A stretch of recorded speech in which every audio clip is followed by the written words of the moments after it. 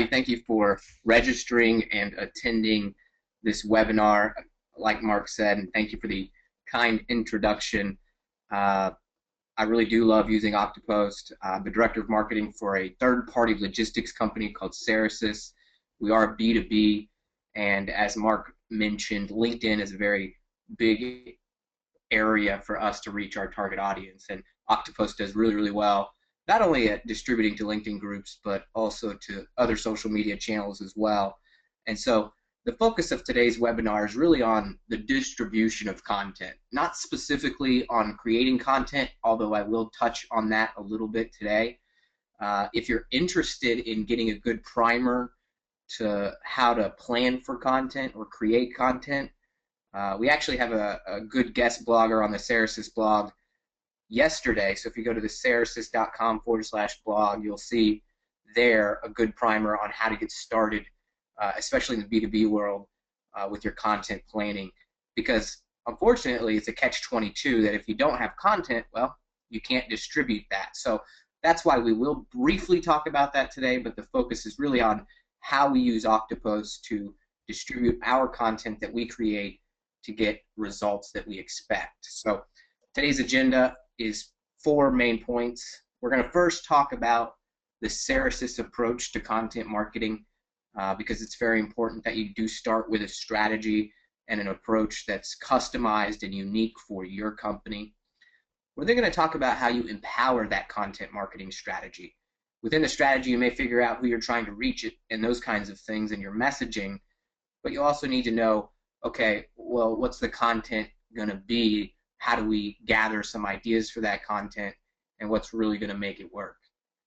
Then we'll really go into using some of the features that I use in Oktopost to drive that large-scale distribution and really be effective with that content that we're creating. Because as you know, it's not easy to create content. It takes a lot of work, but if nobody sees it, all that work is wasted. So Oktopost has some great features that I've used to get some good results. And so finally, we'll then talk about those results of an effective content marketing strategy. So again, thank you for coming. I'm not wearing makeup today, but when you're on a studio camera, it's very important that there's no shine, because we want people to focus on what you're saying and not the shine on your forehead. But luckily today we don't have to worry about that. So let's get right into it. Now, this is the Cerasis approach to content marketing. However, before we create any content strategy, we also need to understand what are our goals. Goals are super important. If you don't know your own goals or what you're trying to achieve, you're really flying blind, and you'll have nothing to measure against. So for Cerasis specifically, and this is why we want to end with the results, your goals and your results should speak to each other. And if they don't, then that's how you know you need to revise your strategy and tactics. But our main marketing objectives at Cerasis are to create a consistent marketing program of brand awareness campaigns and multi-channel marketing platforms, i.e. distribution, in order to gain leads and sales from a more sophisticated and larger shipper of freight.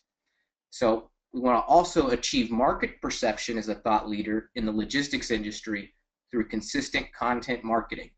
And so content marketing supports both of those main goals.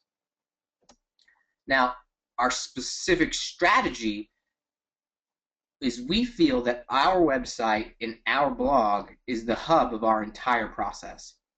All of the other marketing elements purpose, whether it be content marketing, pay-per-click, even handing out business cards at a trade show with our website on it, is to build brand awareness, build a community of readers and a community within social platforms, and of course drive traffic from those elements to the blog and website. And why is that important? Well, it's important because we at Cerasis are in total control of our website content, our messaging, and our engagement. We are at the mercy of other social platforms' changes. And so if something changes there dramatically, which if you're familiar with Facebook and you use it for marketing as a business, you know that everything's changing all the time, the way they do their algorithms, etc. And so you can't depend on things happening within social media. Kind of think of it as a fishing pond. You're going out and you're joining those relevant social platforms and building up the right community, and then bringing them back to your great content so you can then hopefully get an inbound lead. So it's the best place for inbound lead generation. And that blog content also lasts a lot longer than any of the other posts, like a tweet. We know how long a tweet lasts. And of course, it stays longer and has more value, like search engine optimization than, say, a traditional channel such as advertising in a magazine. And then finally, a blog is a great place for you to share the story of your company and show your expertise, because you can post as many blog posts and content as you like. And so there's no shortage of being able to tell that story. So let's talk a little bit about some content marketing and SEO. You know, I always like to create content thinking about the content marketing funnel. So consumers of any product or service work through a process that starts with becoming aware of a need and ends with making a decision to purchase or not to purchase. That's just like any standard universal marketing funnel. Because of Cerasis marketing efforts, at any given moment in time, we will have potential customers considering our company within various stages of that decision process. Our content marketing strategy focuses on building content that communicates with those prospective customers no matter where they are at in their journey with Cerasis.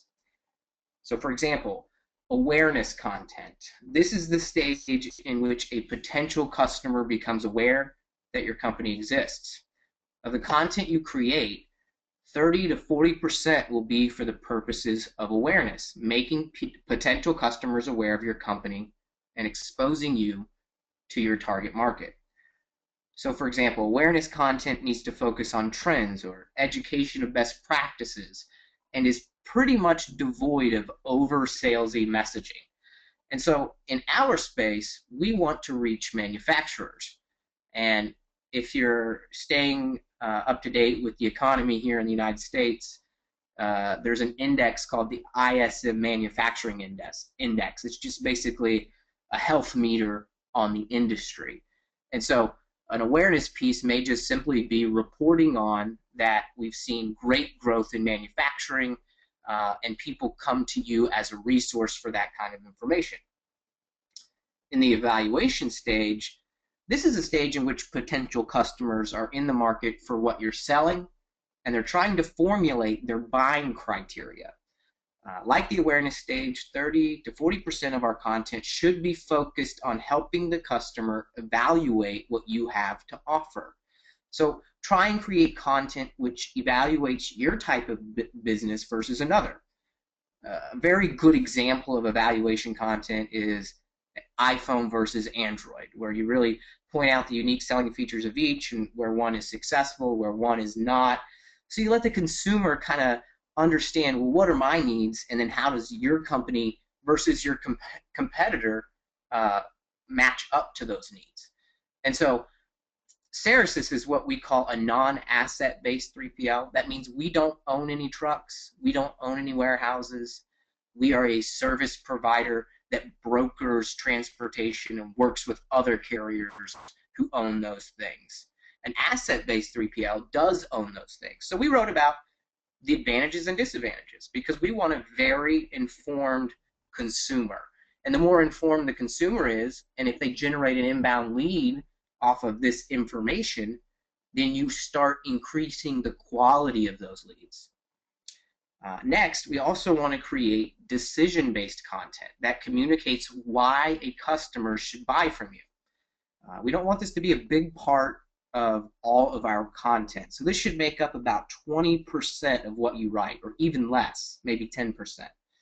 You know, the content also still can't be overtly salesy. This is not an advertisement piece of content, but it should highlight your unique selling proposition and your strengths. For example, Cerasis, we create a transportation management system. That is used by companies to be more efficient at procuring freight or transportation to ship their freight. And we are also really good at less than truckload freight. That's about 95% of our business. And so in a decision-based content, you may just basically talk about the benefits of those things that you offer in general. If you actually read this post and look at it, you'll see that it's not salesy so much, but it does weave in the unique selling proposition messaging of Cerasis. And with calls to actions on the sidebar of the blog, we can then take that user to click on a link to generate an inbound lead and then talk to us about our TMS and our LTL freight management services. And then, of course, finally, you want to create content that is other people speaking on behalf of you and their success in using your services.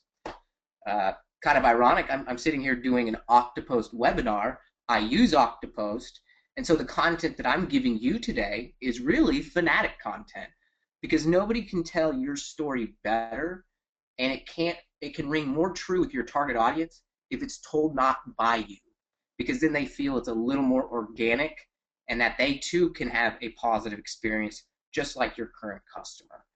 So that's our approach there.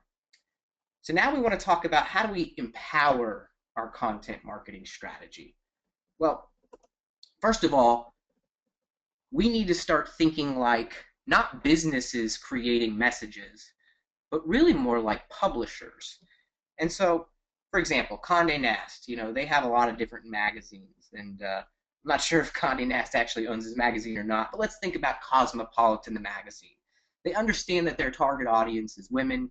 If we did ESPN, the magazine, their primary may be men, but their secondary may be women. But in the business realm, we also have to think about who is going to read our content. And obviously, we want the people who are eventually going to be a part of that content marketing funnel to make a decision on purchasing your product as our audience. So if you want to have good results, you have to understand who you're trying to reach. So it's important to think holistically when considering who you're trying to reach at a potential prospect's company. Typically, your target audience falls into two categories: primary, which are usually the decision makers, and secondary, who are influencers of those decision makers. But there could also be tertiary decision makers or influencers. These are things like administrative assistants or executive assistants who are gathering information to present to a group. This happens a lot in the B2B environment. And so when there's 4 or 5 people in the mix, those folks are vetting you before it gets to maybe even the secondary or the primary decision maker. For example, with Cerasis, the people who use our products and services who are in our primary audience, our transportation managers. They would use our technology, but their boss, the C-suite, is also our primary decision maker because they write the check. But both of those people have to be bought in order to get our services. So if you have a really long sales cycle, it's very important for you to understand the nuances of who uses your product, but who makes the decisions, etc. Another way to think about your target audience is by broad categories. So think of different verticals that you support. For example, Cerasis, we're really good in the automotive aftermarket. We're good with industrial manufacturers. And so we kind of understand you're starting to hear keywords or key things that you can use to think of your target audience. But let the categories also be your guide later, and we'll talk about this in a second, when you're joining digital communities or even when you're writing your content to then further distribute into these communities.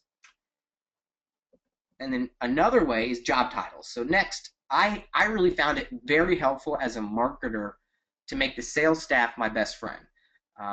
Ask the sales staff who they typically talk to in order to get to a signed contract, and then who are those job titles who are gatekeepers in the way of getting to that final person. This may be a CFO of a manufacturing company or a manager of some sort. And then also ask not just the salespeople, but the customer service reps or the operations people who fulfill your service or product offering, who they deal with at our customers' companies. For example, it may be account manager that they deal with. And then finally, continue to ask if there are other job titles that make sense. You can use these job titles for a lot of things later. And then next, you want to look at search engine key phrases. If you do any SEO, to complete your list of target audience, go to Google and search some of these job titles to find related job titles. And usually, if you go to the bottom of the page, you can find related searches on your search result page and check that out. But you can also use, if you're familiar with AdWords, you can use the Google Keyword Planner tool to plug in the job titles and see if there's any related ones. And so, what you can use this for is then further research to see what kind of content is relevant to these job titles and industries in preparation for your content planning session. So you can also use it to identify popular news sources, people, and blogs from which you may draw inspiration, establish key relationships for future guest blogging or networking, and of course, in curation of content of value to your target audience to spur community growth and engagement in platforms such as LinkedIn, Facebook, Google+, or Twitter. Now, let's talk a little more about how we can get content now that you know your target audience. So again, we want to categorize our target audience by industry. And, for example, our industries that we can speak to at Cerasis are manufacturing, distribution, supply chain, logistics, and transportation. Our job function is the C-suite, managers, and employees. So we want to make sure that we cover those industries, but then when we're creating content, we want to make sure that we create content that speaks to our 3 different levels of job functions. Now, when you're generating these content ideas, I found it really helpful to hold internal interviews and brainstorm. So sit with each department head and some key employees and hold a brainstorm session.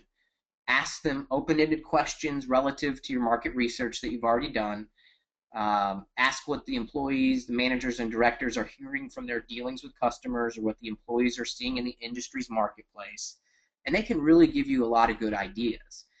For example, our customer service department handles our freight bill auditing. It also handles our freight claims. And so I held 2 separate brainstorm sessions about freight auditing and customer service, as well as then a freight claim session. And I was able to generate anywhere from 20 topics that I could write to from each department. And combined, that's 40, and we still have 6 other departments to speak to. And so that way you can start really categorizing your content. I also use using my research, my job titles, and the key phrases that I found in my market research, I use an RSS aggregator. I use Feedly currently. I've mourned the death, like most of you, of Google Reader, but Feedly really did a good job of importing my Google alerts and all of the different blogs that I subscribe to, and that really helps me generate content ideas because you can start seeing if a multiple number of big news sources are writing about the same thing. It might be something that you should write about too because your audience would be interested in it. And then finally, just be active in social and notice things that are most shared. So if you're in LinkedIn or Twitter or Pinterest or wherever you're at and you're seeing things pop up time and time again, then that's clearly something that's resonating with your target audience, as long as you're doing your due diligence and joining the right communities. And we'll talk about that here. So, excuse me. It's very also important for you to understand the difference between your content ecosystem, between things like digital assets, social media platforms, and online communities. And so when I talk about activation, I'll be talking about how we enter into those communities in a moment. So digital assets are online environments you create from scratch. Digital assets are often created using a technology framework, a hierarchy of navigation, your company logo, custom graphics, and professional copywriting. The major digital assets you should consider when getting ready to activate your content marketing strategy are a website, a company blog and posts, any landing pages, any videos you might have, podcasts, white papers, case studies, things like that. Now, social media platforms in general, most social media platforms you set up require you to amass a following in order to be effective. There are some platforms where the entire reason you establish it in the first place is to build followers and then add value in the way of posts or messages or use to distribute your original content in order, in remembering the hub and spoke strategy, in order to lead them back to your desired digital assets, so your website and your company blog. Some social media platforms obviously include LinkedIn, but only the company page and profile, Twitter, your Facebook page, your Google Plus page and profile, Pinterest, YouTube, and Instagram. And that's what I consider social media platforms, things that you must have to build a following in order for them to see the posts that you're distributing. Now we talk about online communities, and this is where we get really effective with distribution. And I think a lot of people forget about the difference between a platform where you can build followings and communities. So unlike digital assets and social media platforms, online communities allow you to tap into your target audience and not be at the mercy of having to amass a followers, or say you should not try and attract members of the community to your company, but you can think of online communities where you can use content of relevancy as bait to reel them back into your controlled environments and established pages in order to support your overall marketing and business goals as laid out in your content marketing strategy. And so the following are the main online communities which allow you to join and then reach out as opposed for people to coming to you. Those are things like LinkedIn groups, and we can all join 50 of those. Google Plus communities, things like Quora and Reddit. Those are communities you can join. But remember, the biggest thing when it comes to these kinds of communities is joining the right communities. And so remember all those keywords and all those job titles and the search key phrases and the categories. Those are very important for you to gather in the market research phase, and here's why. When you go to somewhere like LinkedIn, I understand that I want to reach manufacturers. So I'm going to type manufacturing in LinkedIn, and I'm going to go to groups. So I can either hit search or I can choose groups right from here.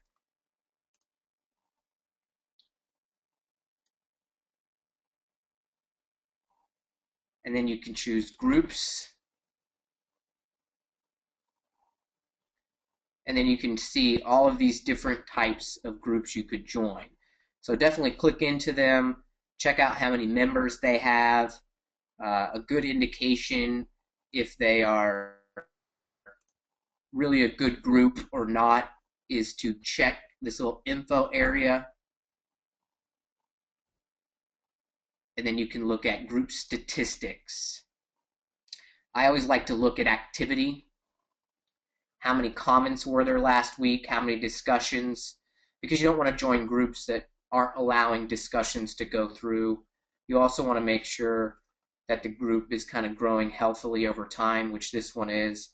And then finally, you want to take a look at demographics and do they match up to your environment. For example, we only do business in North America. So if this group's primarily not in North America, which Detroit, Chicago, Boston, New York, it primarily is, then I may not want to join it. And so definitely take a look at those things and see if they work for you. You also may not be aware of Google Plus communities. So if you're on Google Plus, you can go to communities. Same thing with LinkedIn. You can search by keyword. So I'll search manufacturing. And as you can see here, it kind of gives you a number. It doesn't quite yet offer much in the way of analytics here, but if you just take a scroll through, you can kind of see how many discussions there are and if there's good engagement or not. I typically haven't found yet that Google Plus Communities is giving the engagement rate that I'm seeing from LinkedIn. I personally feel that the main reason is because of the way LinkedIn sends a daily or weekly digest when it comes to the groups. So that brings me to the next point. We're going to talk now about how we get more out of our distribution by using Oktopost to drive large-scale content distribution. So, the first thing you want to do when you sign up for Oktopost is you want to add your social networks. Of course, when you sign up, it'll ask you to do that. And then you want to create a campaign. So you would go to campaigns here on the main homepage, create a new campaign, and get that all set up the way you like. Now, I want to first talk about how we first distribute our first post through Oktopost. Now, when you go to Oktopost and you're in our campaign, we're in the Cerasis campaign now, you would click Schedule Post. Today, I'm going to make my focus on LinkedIn groups. Although you can publish into many LinkedIn groups, you want to look at LinkedIn as your way of large-scale distribution. So you could post into Facebook, Twitter, or Google+. So I want to go through each section as a best practice, and then we'll talk about how to create a really good post to be more effective. And so first, I want to talk about whenever you create a message here in the subject line, where does that show up? Well, that shows up here in the digest as the main message. And so when you're first starting out, let's say you've just joined a bunch of groups and you've added your profiles, you want to make sure that you start out first with some open-ended questions. The reason you want to do that is so you can build up your trust and your influence and really start getting a lot of engagement. So we asked an open-ended question here: what is the best piece of business advice that you ever received? And then we got some good engagement here. What we really want to see is that when we're in groups, by doing that, we're going to raise our profile in that specific group. And if you look at a LinkedIn group here, you can see that Steve Norral of Cerasis, who also uses Oktopost and uses these tactics, is a top contributor in this group. And so your picture will be featured here in the top of the group. So it's a great way to build connections with people from your target audience because you're highly engaged in a LinkedIn group. And so one of the great features is being able to ask open-ended questions. So I really suggest before you start putting in links of your content that you spend about 30 to 60 days asking open-ended questions and really engaging in LinkedIn to build up your profile. Because if you start just putting in links right away, you'll disenfranchise some people. A lot of folks are kind of leery about you putting your content, even if it is relevant, into their LinkedIn group. Some of them even call it spam just because it has a link. You're going to get some of that, but don't be deterred by that. If you think about it, this group has 1,100 members, but some of these groups have 300,000 people, and if one of 300,000 is speaking up, that percentage is not big enough for you to worry about having confidence that your content is relevant. But remember, the most important thing is relevance. So let's actually go through working on a post. After you've built up your trust and influence for about 30 to 60 days, we want to then start putting in some content. So we just put in a new post here about marketing. We have different categories that speak to the different kinds of groups that we have. We join manufacturing, supply chain, transportation, and logistics and freight groups. So if you, in your content management system, if you write blog posts, try to categorize them to match your LinkedIn groups that you've joined. So let's isolate just manufacturing posts. And so there's that post I was talking about. So what I do when I'm creating a new post over here is I like to take, if I can, take something from within the post and maybe ask a question with it. So this is now in the 6th month of growth, but at the end of mine, I typically try to put an open-ended question here to spur engagement that matches the content. So that way, all I have to do is copy and paste it and put it in my new post. And then I like to take the summary of the post, which kind of talks about why we're writing about it, and put it in here. You can either do the summary, or another good trick or good tactic to use is to put your other questions in there. So we'll take this question, sorry guys, and these questions. These are more general questions.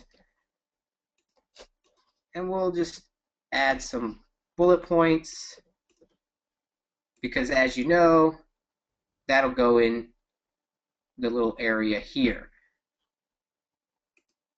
So then we'll click our profile.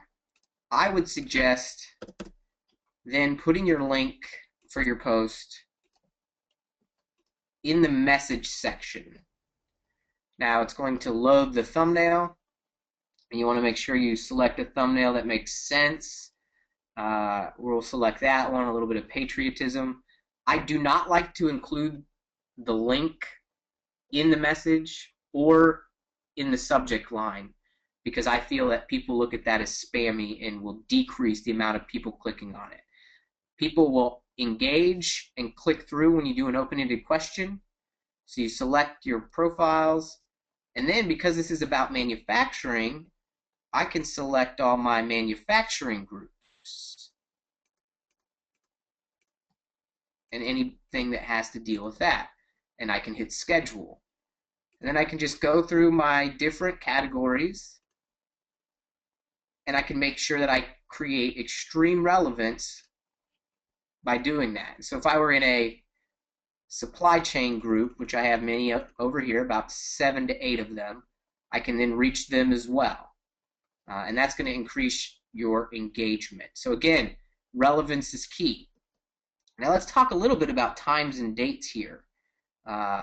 When it comes to LinkedIn groups, one of the things I noticed is that if you post today, your post most likely won't be seen by the members of that group until tomorrow.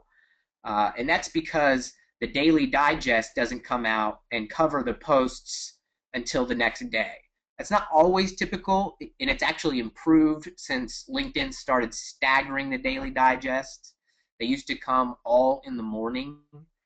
But I always try to post early in the morning, around 6 to 7 a.m. And then I'd like to post on Monday through Thursday, actually Sunday through Thursday.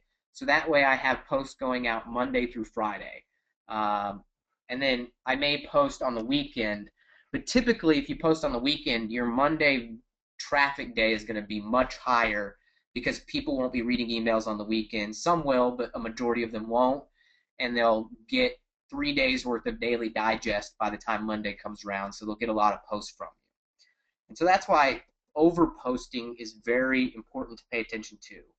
I would say you don't want to post more than once or twice per day in each group. And if you're going to post once or twice, I'm sorry, make sure one is a link and one is just a simple open-ended question without a link.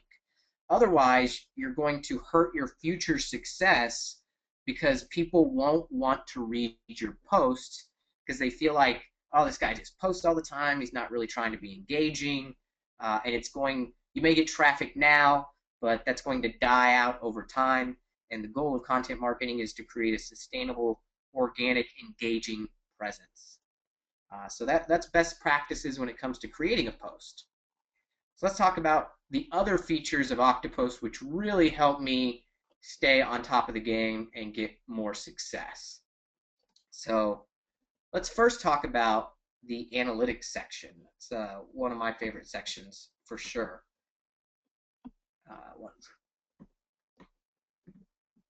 So the first section in the analytics is the message performance. It's a great way to see what of your message assets perform the best.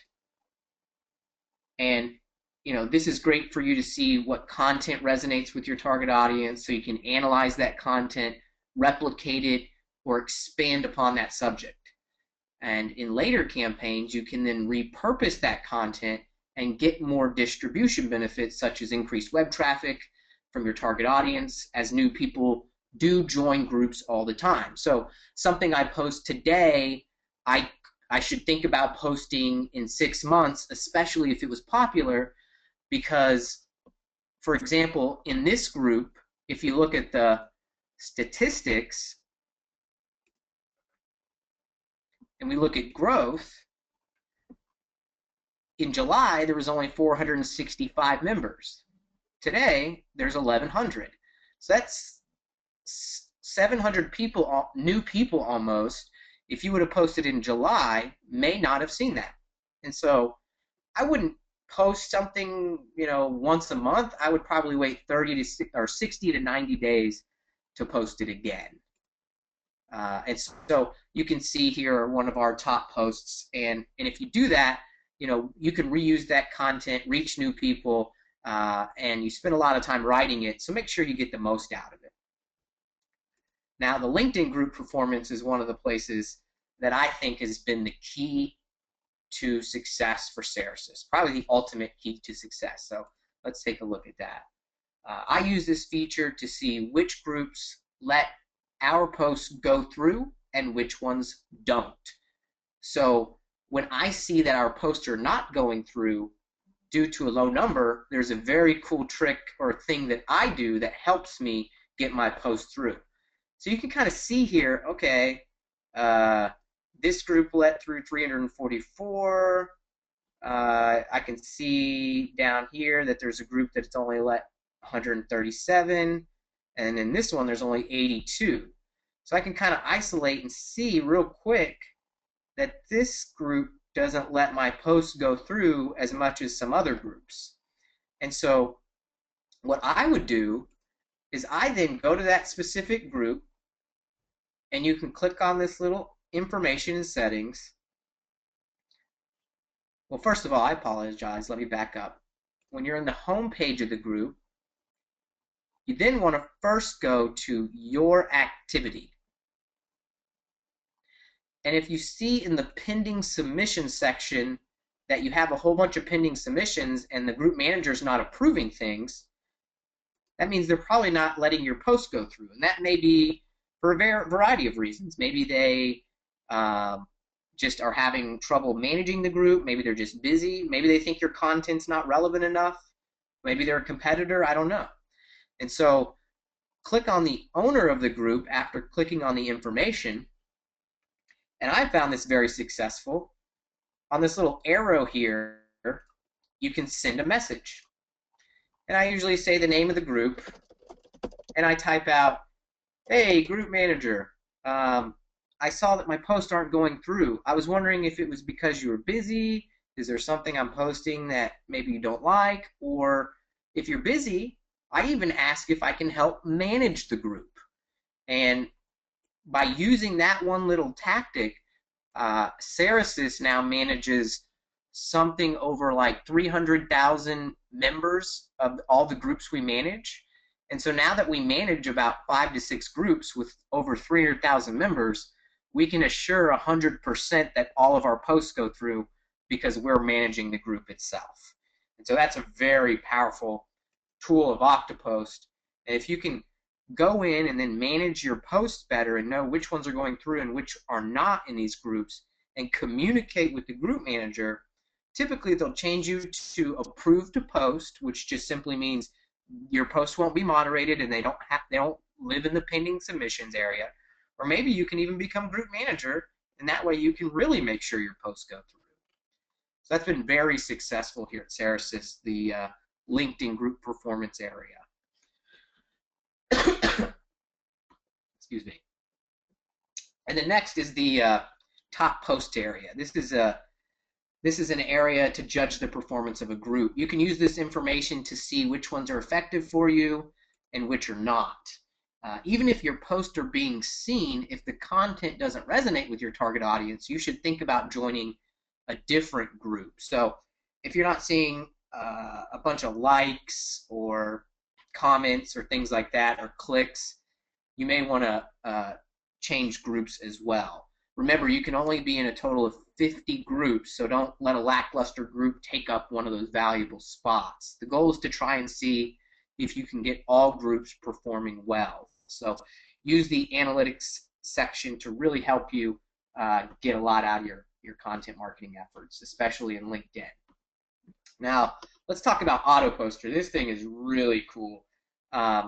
It's a real great time saver. And let's say if you're not able to be as involved in your content marketing due to resources, or maybe you're at an agency and you have multiple clients. Well, you can, take a profile, such as like Cerasis, and you can choose how many LinkedIn groups want to be included in a single post.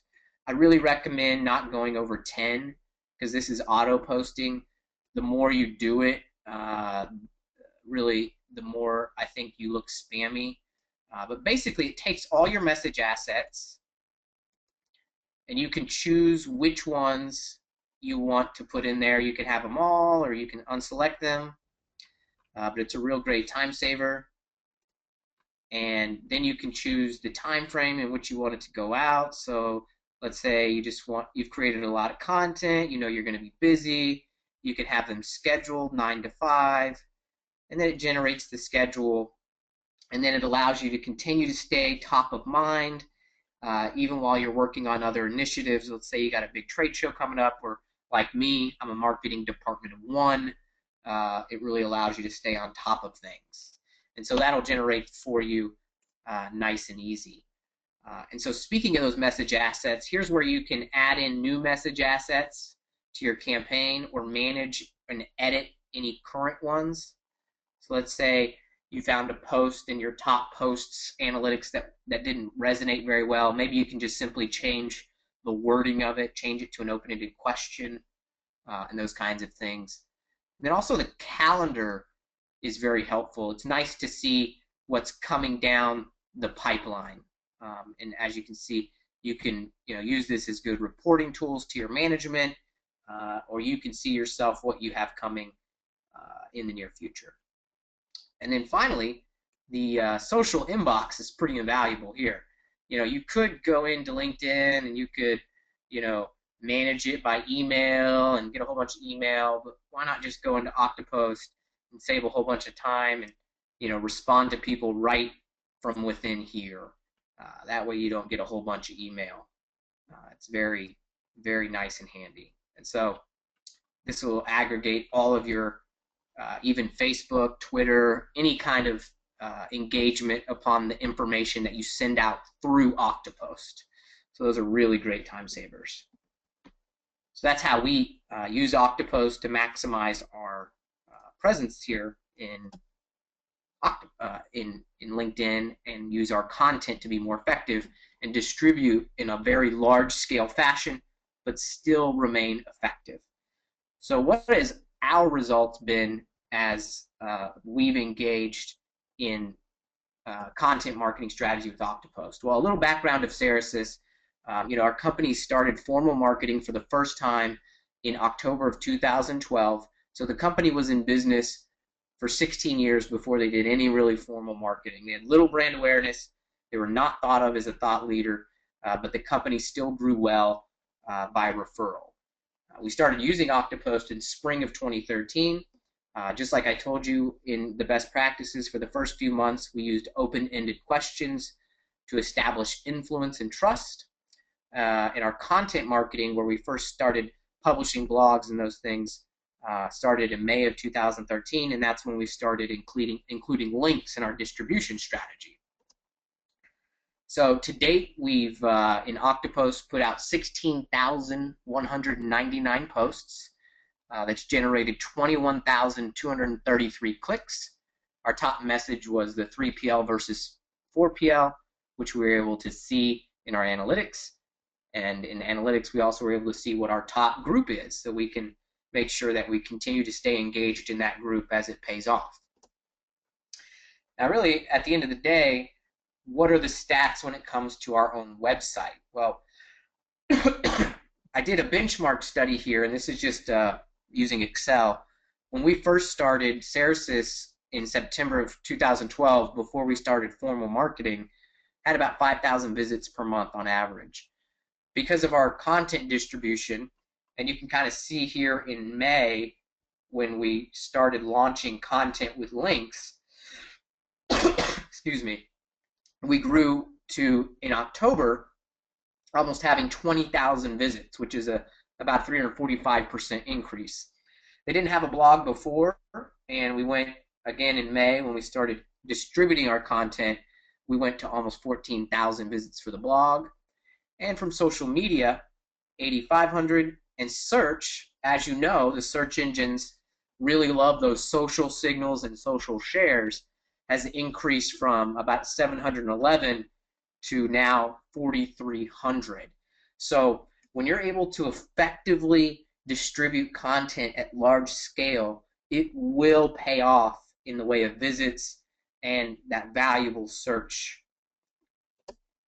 Now, when it comes to engagement, you kind of take a look at this. We went from not having a presence in LinkedIn to now generating over 1,239 comments in LinkedIn. And we're able to measure all of that through Oktopost. Our monthly mentions and retweets went from 0 to 2,300. So by distributing our content effectively in Twitter, we've really been able to engage that. And that's a monthly mentions. So we had 2,300 mentions or retweets in October. And in Google Plus, we've had 2,001 plus ones. And if you know anything about Google Plus and the search value, that's a pretty powerful number. Now, finally, that's great, all that traffic, all that engagement. What does it really mean? Well, from our content marketing, these aren't all the leads we've received from marketing, but just from content and inbound leads, we've received 109 leads and total conversions of 20. And the revenue, because of our business model, it takes time for us to see the total revenue from those conversions. So effective content distribution pays off, and it really helps achieve your goals. So I would definitely recommend using Oktopost to do that. So thank you for your time, and I hope you learned a lot in this webinar.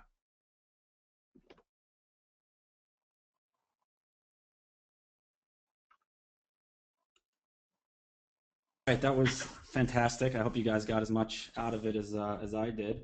We're going to go ahead and do a quick Q&A session here.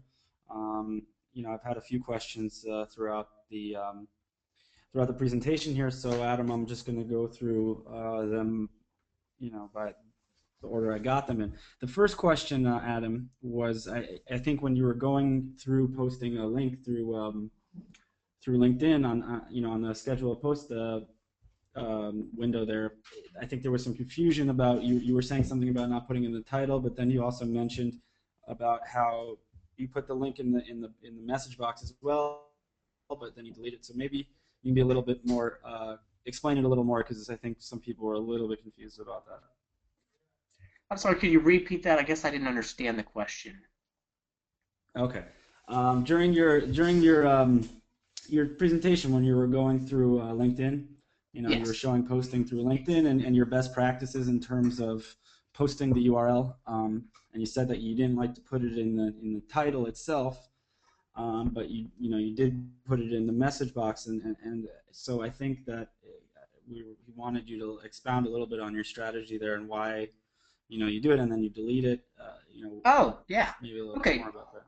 Gotcha. Yeah. Well, what happens is, in order to generate the thumbnail and the link through portion, you do have to first put the link in the message body section. So Oktopost will take that information and then turn it into a link that's clickable with a thumbnail. But then you delete that link, but don't worry, that link will still show through when you go to LinkedIn. It's the preview link.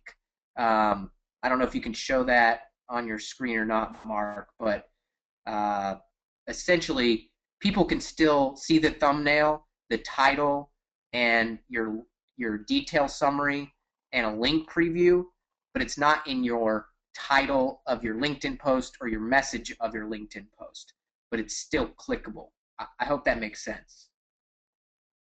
Yeah, thank you. So I have a few more questions here, some interesting questions. Here's a good one. what is your number one challenge that you face as a marketer in your in your industry? Scale, time and resources and money. Like I said, Cerasis didn't start marketing until a year ago, and I'm still a marketing department of one. And content is going to make us successful.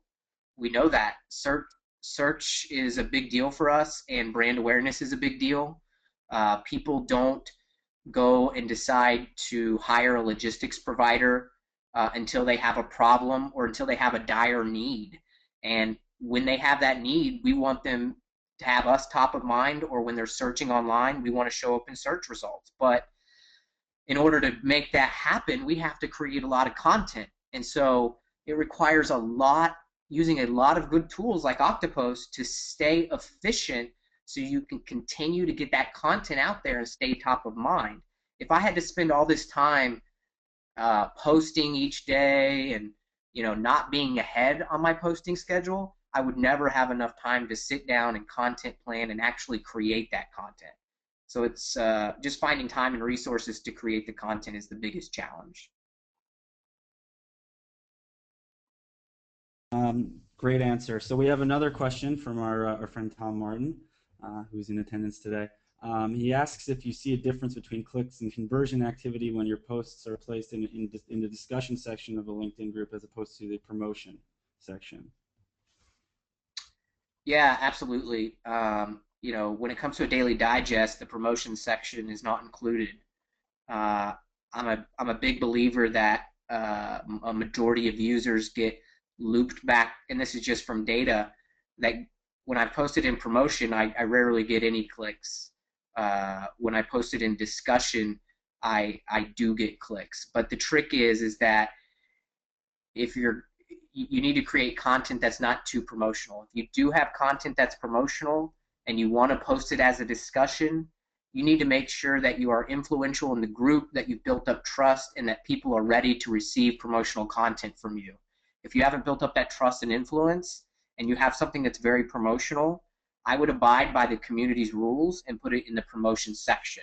It will decrease visibility and click-throughs, but it's better to play by the rules and stay a member of the online powerful community than to get kicked out or hated by everyone. So if you're going to be promotional, build up clout, and build up influence, and build up trust by engaging for a long period of time. Or if you're going to post something promotional in the discussions, at least try and do it as an open-ended question. Okay, great. So it looks like we're actually over our time here. There are a few questions that are still remaining. Unfortunately, I can't get to them, but we're going to try to get to the questions offline on a one-on-one. If you have any questions that I wasn't able to answer, please email me. My email contact information is right here under the on the last slide there. I wanted to thank Adam for the amazing presentation. We are actually going to have this video up for you to watch as soon as possible. So you can check it out, watch it again, and we're going to be putting on these webinars on a regular basis where we have Oktopost users kind of share their best practices. So we look forward to seeing you guys again soon, and thank you and have a great day.